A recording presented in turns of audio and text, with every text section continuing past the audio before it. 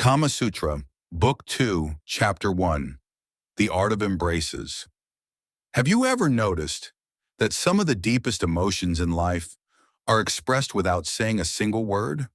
A parent comforting a child, two old friends meeting again, after many years apart, loved ones celebrating a joyful moment, or someone offering silent support during a difficult time. In each of these moments, one simple gesture speaks louder than words: an embrace. When most people hear the name Kama Sutra, they immediately think of romance or physical intimacy, but Book 2 begins somewhere unexpected. It begins with an embrace. Why? Because every meaningful relationship starts with trust. It grows through respect, and it flourishes through emotional connection. This chapter reminds us that an embrace is not merely a physical action, it is a silent language, a language capable of expressing affection, comfort, admiration, reassurance, and love. Sometimes a single embrace communicates what even 1,000 words cannot. The chapter first explains the purpose of an embrace. According to the ancient text, an embrace is one of humanity's earliest expressions of affection. Long before conversations become deep, long before promises are made, people often communicate their feelings through simple gestures. An embrace can welcome someone home, celebrate happiness, ease anxiety, or quietly say, "I'm here for you." Its greatest strength lies not in the movement itself, but in the emotion behind it. The Kama Sutra teaches that genuine affection always begins in the heart. The embrace simply becomes its expression. Next, the chapter discusses the moments when embraces naturally occur. Not every embrace carries the same meaning.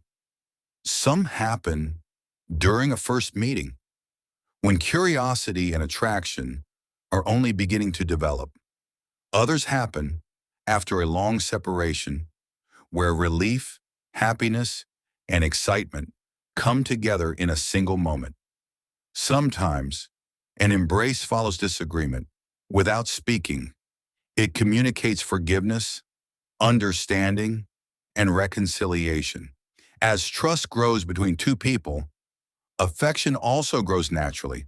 The chapter reminds us that every meaningful gesture reflects the emotional journey of the relationship itself. The text then introduces gentle embraces.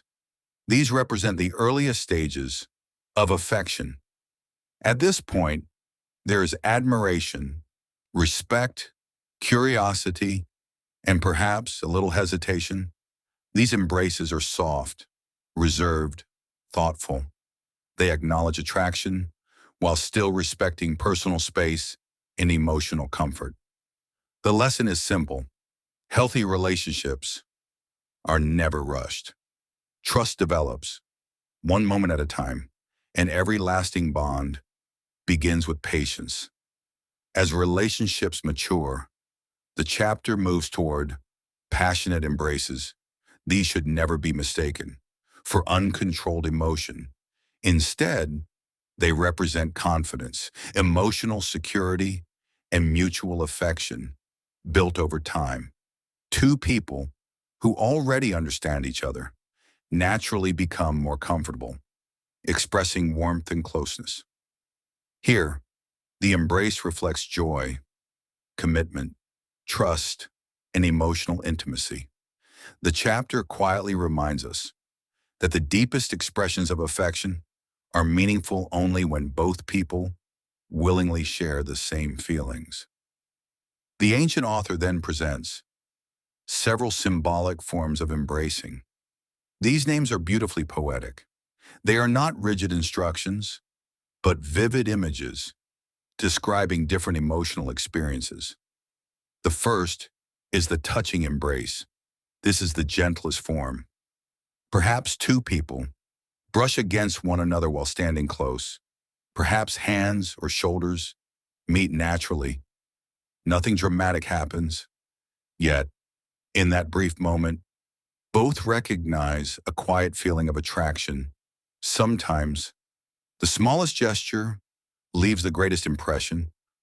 The second is known as the piercing embrace, sometimes described as the breast-to-breast embrace.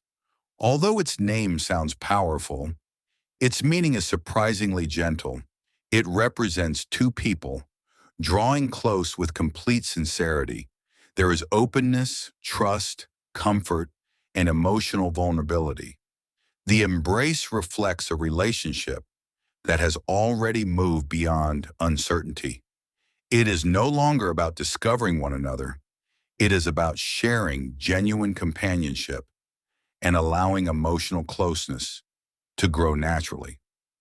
Next comes the beautiful image called twining of a creeper. Imagine a climbing vine gently wrapping itself around a strong tree. The comparison is graceful.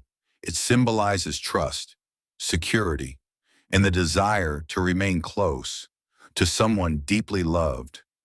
Just as the vine grows naturally around the tree, affection also grows without force, without pressure, only through genuine connection. Another poetic image is called climbing the tree.